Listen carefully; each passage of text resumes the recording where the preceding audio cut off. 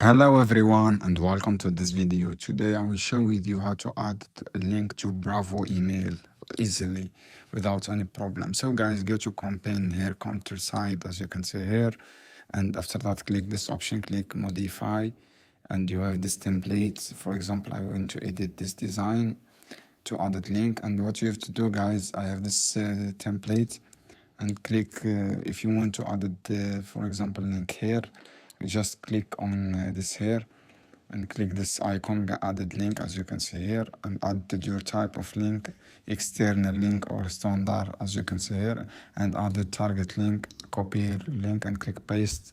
For example, this link guys, click copy and click paste as you can see, and click link title.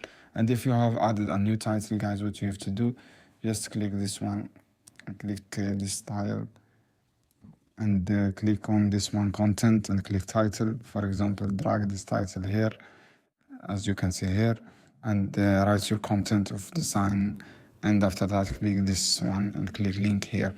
This is how you can do guys. I hope this video helpful for you. Then don't forget subscribe and like and share this video for more content, and see you in another video soon.